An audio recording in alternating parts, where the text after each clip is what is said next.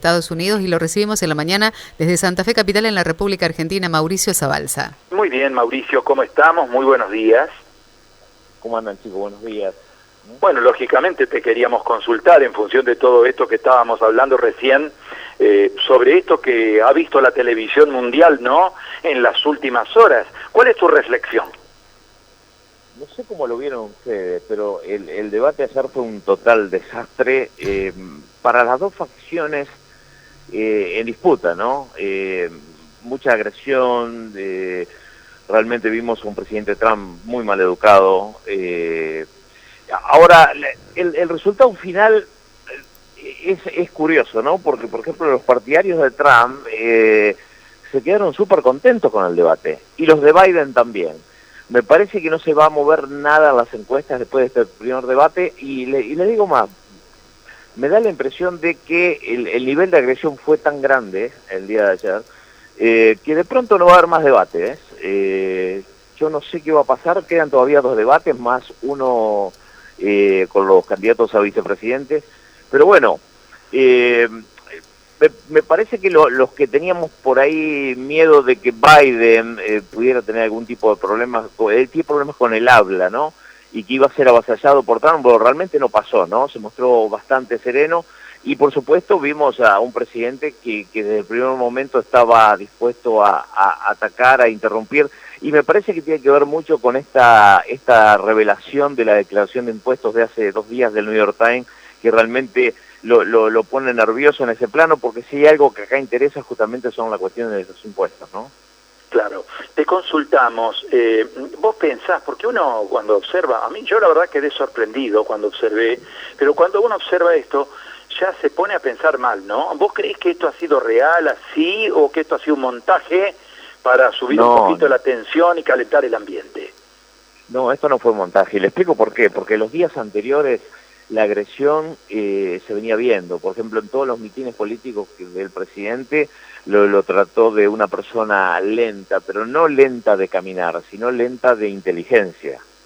Y me parece que, bueno, esto fue creciendo y ayer se vio de entrada al debate. El que realmente perdió en el debate fue el moderador, que no moderó nada, Chris Wallace de la cadena Fox, que el año pasado, en el 2016, había hecho un trabajo muy bueno, quizás había sido el mejor moderador en los debates de Trump y Hillary Clinton. Ayer realmente se vio sobrepasado y no pudo manejar en ningún momento la tensión que se veía en la sala, ¿no? ¿Cómo ves a los candidatos en los principales estados? A ver, ¿a quién ves con ventaja decisiva en un estado y a quién ves con ventaja decisiva en el otro, sobre un análisis preliminar? Miren, la cuestión son 7 estados de los 50. Si uno toma en base lo que pasó en el 2016 y teniendo en cuenta cómo están conformadas las sociedades, por ejemplo, New York, el estado de New York, donde yo vivo, definitivamente va a votar a Biden, el estado de California también, Texas va a votar a Trump, y si uno parte desde ese número, ¿no?, hay que tener en cuenta que Biden tendría una ventaja dentro de los colegios electorales. Le cuento a la gente que acá no es por voto popular, sino que es por colegio electoral que se elige en cada estado. Entonces, se va a dirimir todo en 7 estados, que son Wisconsin, Ohio, Pensilvania, Arizona, North Carolina, Florida, Michigan.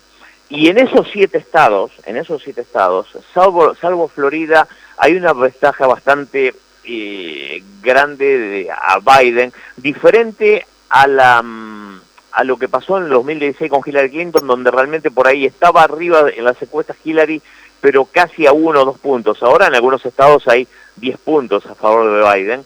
Entonces, ¿qué pasaría? Para llegar al número de 270 colegios electorales, está mucho más cerca, teniendo en cuenta que Biden ya tiene estados que ganaría y Trump también, estaría mucho más cerca de los 270 colegios Biden. Ahora, hay que ver qué pasa con Florida. Como todas las elecciones, siempre es la vedette de la elección, que lleva 29 colegios electorales, y de pronto todos sabemos que va a ganar Trump, ¿no? Por más que Biden esté 1 o 2 puntos, me parece que hay un voto de gente que no dice en las encuestas voy a votar por Trump, y que realmente después va a terminar votando, ¿no? Y sobre todo teniendo en cuenta que, por ejemplo, los cubanos americanos, más los venezolanos americanos, definitivamente son el grupo hispano que va a votar por Trump, ¿no?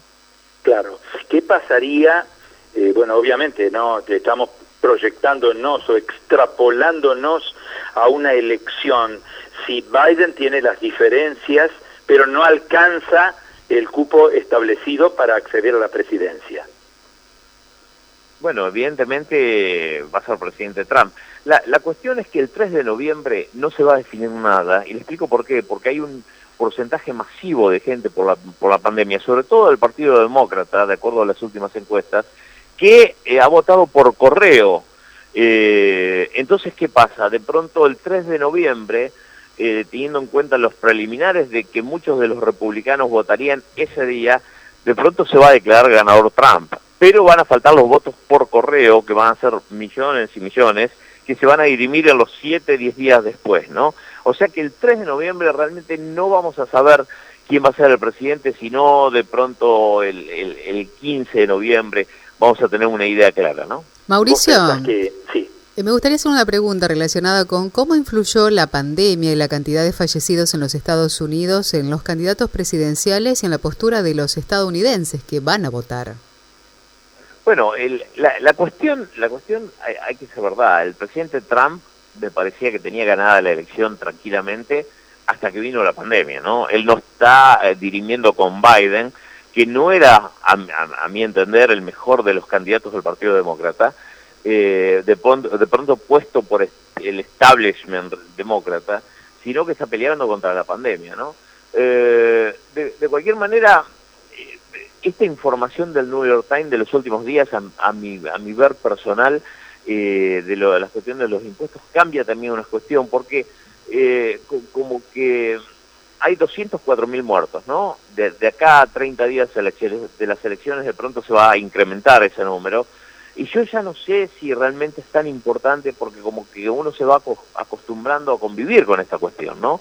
Y con esto que pasó, ¿no? Teniendo en cuenta que en Estados Unidos pegó tan grande la pandemia. Y me parece que va a ser más importante la cuestión de impuestos que la cuestión de la pandemia, ¿no? Y ayer se vio claramente. Ayer, si bien tocaron un tramo del debate en la pandemia, en realidad después se basó sobre dinero, ¿no? Como pasa siempre en todos los debates presidenciales, ¿no? Lo último que te consulto de mi parte, ¿cómo interpretas que puede influir todo esto de la pandemia en la organización del comicio, toda vez que, bueno, puede llegar a haber electores que están incluidos y obviamente ya han fallecido, dada la cantidad de muertos que tiene Estados Unidos? ¿Se hace una depuración automática de los padrones sobre los cuales se vota, o puede llegar a haber algún tipo de problemas en relación con esto, o irregularidades? No, yo no creo que haya problema. De hecho, acá en realidad el problema, que ayer lo denunció muchas veces el presidente Trump, él dijo que va a haber un fraude con la cuestión del voto por correo, como que se va a modificar el tema de las papeletas, el tema de cada voto, pero realmente hace años que se vota por correo acá. No, esta no es la primera vez. Lo que pasa es que, claro, ahora va a haber un masivo grupo de gente que lo va a hacer, y se hace por correo. Y el correo en Estados Unidos es una entidad muy bien vista. Por ejemplo, todo, bueno, ahora de pronto se hace mucho electrónico, ¿no? Pero todo se paga por correo acá. Uno mete el cheque en el correo, y cosa, por ejemplo, en Argentina es impensable, ¿no? Se mete el cheque en el correo y se pagan las tarjetas de crédito, la luz, el gas, los alquileres, todo se paga por correo. Y por ejemplo, los militares que están por todo el mundo votan por correo también. Entonces, es un sistema realmente de que el Trump ha puesto el problema. ¿Pero por qué? Porque por correo se puede votar anticipadamente. De hecho, ya millones de personas lo han hecho. Entonces, nos estamos hasta acercando al 3 de noviembre y de pronto la vacuna no está, y algunas cosas no se ponen claras con el coronavirus. Entonces Trump tiene miedo que toda esa gente, sabiendo de que no está la vacuna, lo vote en contra, ¿no? Claro. Muchísimas gracias, ha sido muy amable con todos nosotros, esperemos. Es una ensalada de datos, yo sé, ¿no? Pero pero realmente está interesante y me parece que vamos a tener muchas más novedades de acá a 30 días, ¿no? Muy amable, gracias. Gracias.